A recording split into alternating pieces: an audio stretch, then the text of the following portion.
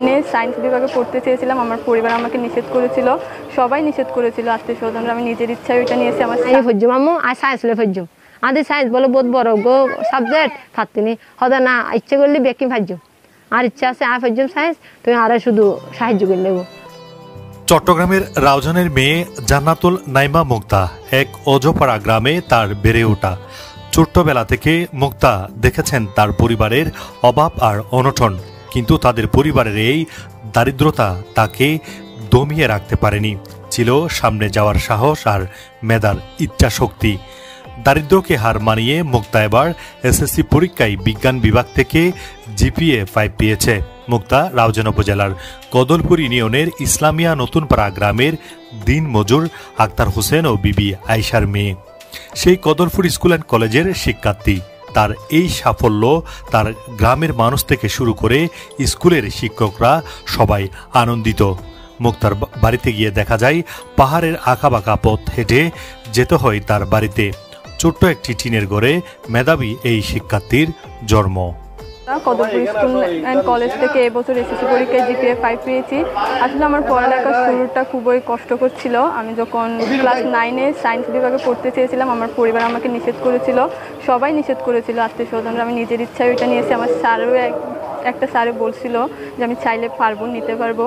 ওইটা নিয়ে আমি পড়ালেখাটা শুরু করেছিলাম। আমার পরিবার কখনোই এটা করে না, আর আমার আম্মু যেহেতু আমাকে নিষেধ করেছিল, আমি আম্মুকে ওইভাবে কখনো বইয়ের কথা কিংবা কোনো কিছু বলতে পারি না, কারণ আমি নিজের ইচ্ছাতেই নিছি। সেজন্য নিজে থেকে কখনো বলি নাই। কোনো কিছু লাগলে ওইটা সর্বোচ্চ চেষ্টা করেছি না বলে নিজে থেকে ব্যবস্থা করতে পারি কি না। তারপর অনেক সময় অনেক কিছু বলতে হয়েছে, তো এগুলো দিতে আমার আম্মুর অনেক কষ্ট হতো। তারপরেও উনি চেষ্টা করতেন ব্যবস্থা করার। এভাবে পড়ালেখাটা করেছি। আসলে আমার ইচ্ছাটা আছে যে ভালোভাবে পড়ালেখা করে ভালো কিছু হওয়ার। তো এটার পিছনে সমস্যাও আছে, পারিবারিক সমস্যা, আর্থিক সমস্যা। আমি চাই সব কিছু ঠিকঠাক থাকলে আমি পড়ালেখাটা ঠিকভাবে চালাবো, আর এটাই আমি চাই। স্কুলের সহযোগিতা কেমন ছিল?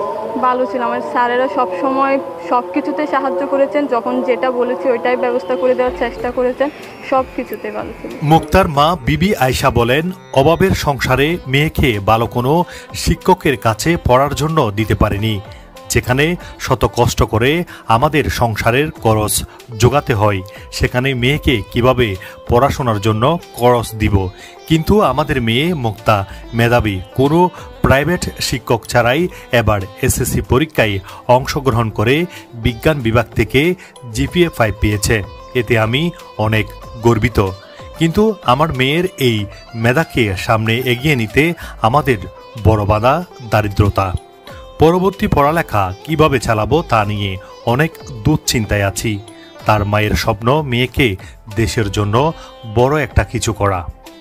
তার বহুত কষ্ট টেনশন সবসময় মেয়ে কখন স্কুল আইবু, মানে স্কুল যাইবু, সকালে উঠে আয় তাড়াতাড়ি করে মেয়ের রান্না বান্না করে দিয়ে। ওর বাবা আমাকে অনেক গালি দিত, মানে ও মানে গালি দেয়, কারণ বলে লেখাপড়া করে কি হবে, কি হবে, এমনি কাজ করবে, চুলোর রান্না করবে, ঠিক আছে।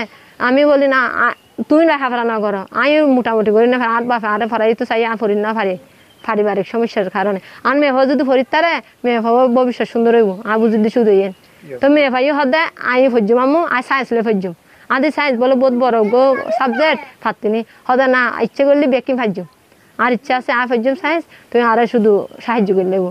তো আই যেদুর ফাইজেদু সাহায্য করছি। আর্থিক অবস্থা খারাপ আর তো বহুত ডর লাগে, খ্যাঙ্গুরি ফরাইম। তো ওনারাই ভাবে যদি হাসাই গাইম দেখুন ফাইজুম অবশ্যই। মুক্তা বলেন, আমি পড়তে চাই কিন্তু আমাদের অর্থ নেই। এরপরও কিন্তু আমি পড়ালেখা চালিয়ে যাওয়ার জন্য যে কোনো কষ্ট মেনে নিতে প্রস্তুত। এরপরও আমাকে পড়তে হবে, দেশের জন্য ভালো কিছু করতে হবে। আমির হামজা, বিহঙ্গ টিভি, রাউজান, চট্টগ্রাম।